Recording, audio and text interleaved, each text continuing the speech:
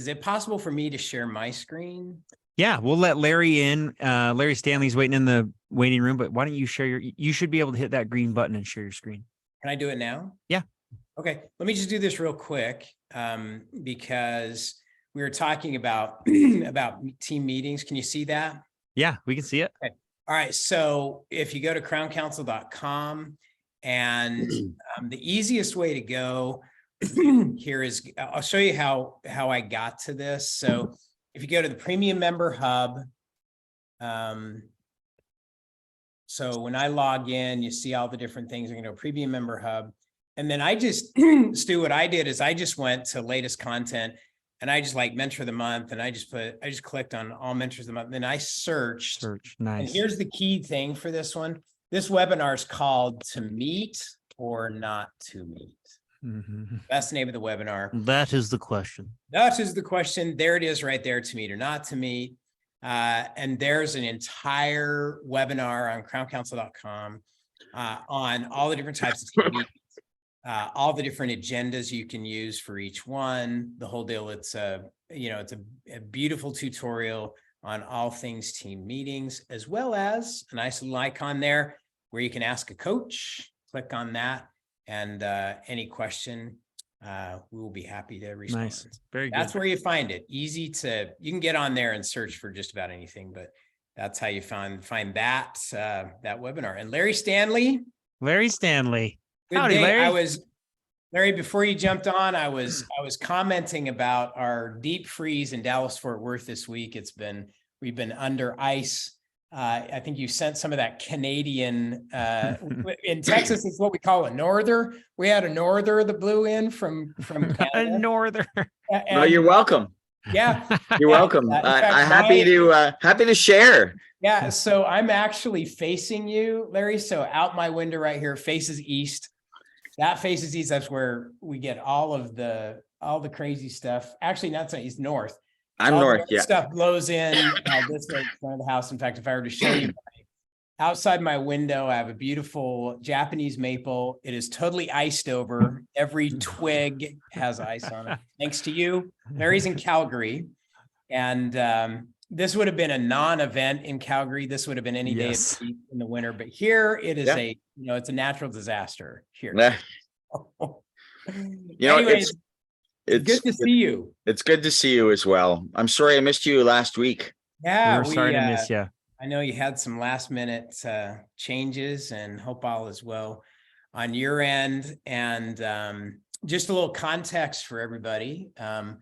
Larry, I think we've known each other for a couple decades, maybe. I was going to say 20 years. Yeah. Years. And back many years ago, we had a great relationship that's with Dental Practice Management, which is a magazine in Canada that took us to Canada, and we did seminars from coast to coast, from British Columbia all the way to, we've even done some stuff in Nova Scotia. I don't think I've been to St. John's yet, working on that. But Larry, I think we met. And originally met during one of those courses that we did was it Red Deer? Where did we meet? The very first time I heard you, it's a good question, because I seek out opportunities to hear you speak. So I've seen you speak at the American Academy of Cosmetic Dentistry Convention down in San Diego. I brought my team down there. And you are a big part of Alpha Omega, the international dental organization that I'm also a member of. And we brought you to Vancouver to speak at the convention there in December 2004. Yes. When Marcy Schwartzman and I were sort of co-organizers of that particular convention. Co-marshals of the Alpha Omega. Co-marshals of the Alpha Omega convention. Next one will be in the end of June in Toronto. I'm looking forward to that. And I'm speaking at that one now too. So that's kind of fun and cool. Moved it to June. It's no longer over Christmas. So they declining attendance, and they thought we've got to mix things up and see if we can increase attendance. It's a problem across the board for most organizations, unlike the Crown Council. Council. They said, let's try a travel destination in the summer, and maybe people will bring their families. I'll do June in Toronto. Yeah, All me day too. long. That's better than January in Toronto. Absolutely. So I've booked an extra week off. I'm going to stay in Toronto and holiday in the area, and that's what I'm going to do. But yeah, and then there was an event in Seattle at the home of I'm now drawing a blank on their name, but the former presidents of the Alpha Omega International Fraternity, and I got to sit beside you, and that's when a real friendship developed, and it's been like that for 20 years. I'm grateful. And we've actually had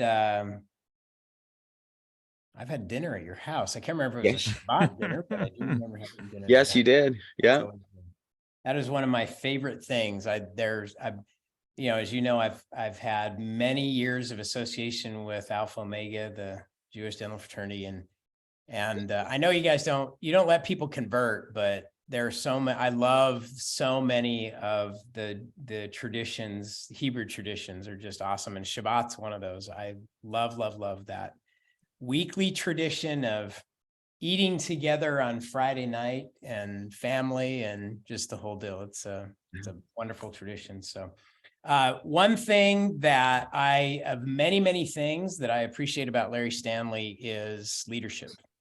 Yes. In so many different areas. For everybody's information, Larry's an amazing leader, has led a world-class practice.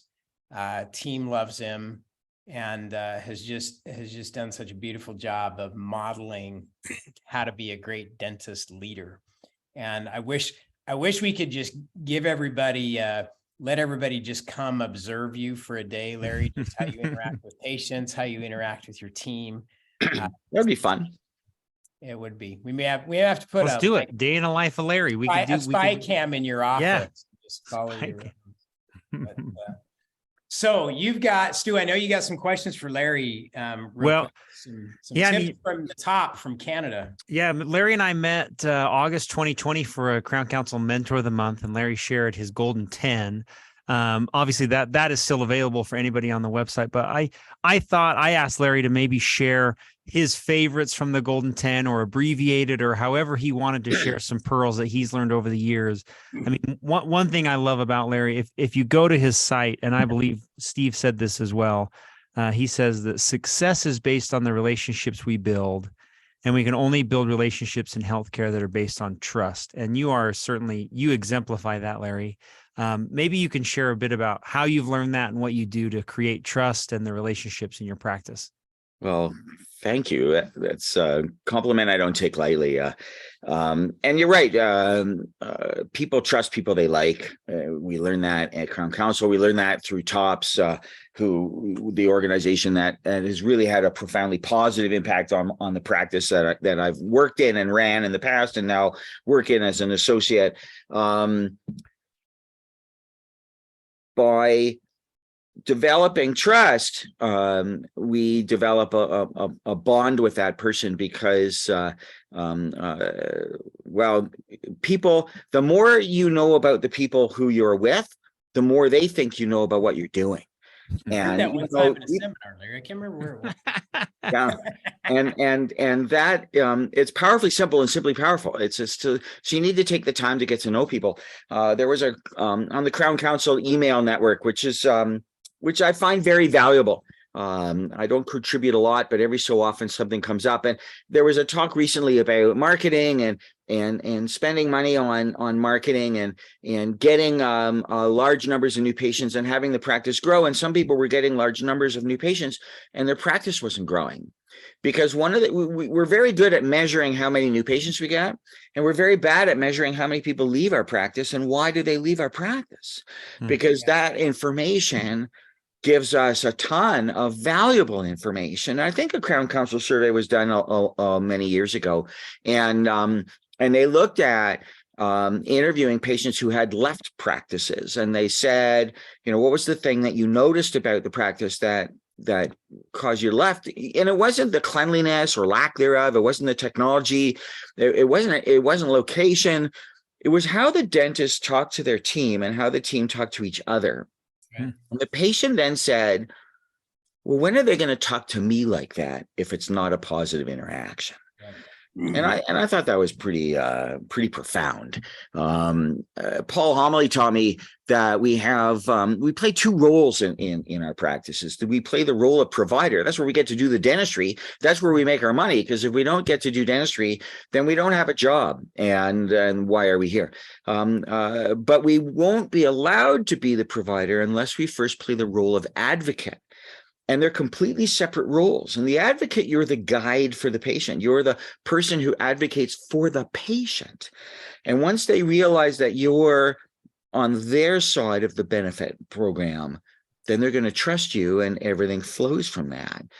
And so how do we do that? And it's just get to know them. And that's where I talk about the golden 10. If we get to know 8 to 10 things about the person in front of us, then that changes the relationship from a professional one to a personal one. And the place to start is just to know their name. It's amazing how many dentists will walk into an operatory and they don't know the name of the person sitting in front of them. And the sweetest sound we can hear is the sound of our own name. People like to hear their own name. Once we get beyond that, the other thing that's really useful is if there's someone's new to the practice, who referred them? Where did they come from? And if you've got a practice that's relationship-based, the vast majority of the new patients in your practice are going to be from someone else who's already part of that practice. So look it up and get to know. And so Alice is in front of you. I see Betty referred you and she's really into quilting. I love the work that she does.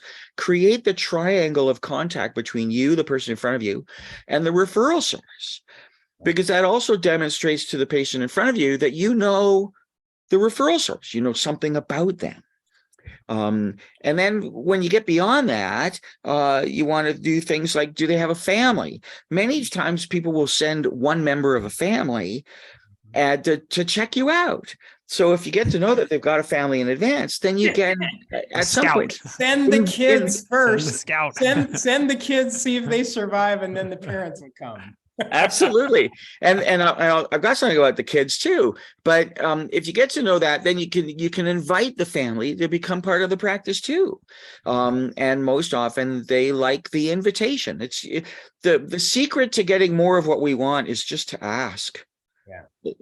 It's so simple. Upgrades in hotels and airline seats and upgrades in car rentals, better seats in a restaurant. You just got to ask. Sometimes the answer is no, but you'll never get a yes if you don't ask. So true.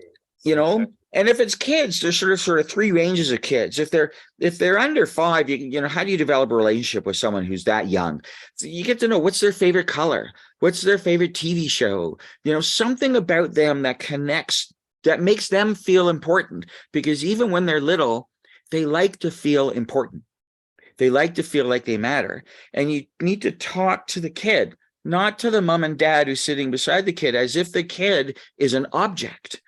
I'll talk to the kids and then I'll say, I need to talk to your mom or your dad or whoever's with you. And then I'll turn and talk to the mom and dad. So the kid realizes that they're still important. If they're in grade school, what grade are they in? And many of them have extracurricular activities. What are they kind of interested in? Are they into skating or dancing or singing? If they don't do anything out of school, do they play games, video games? What are they interested in? And it's worth taking the time to get to know some kids' TV shows at a superficial level. Get to know some of the video games. You don't have to play them and stuff. Just get to know some of the characters so you connect it, and they think, "Wow, you know this." If they're teenagers, I know in Alberta, when they get into the higher grades, there's a core curriculum, and then they have options. What options are they? What are they interested in? And again, you're showing an interest in that person and what they're interested in. And that allows you to have other conversations that isn't about healthcare, but develops that bond of trust. And then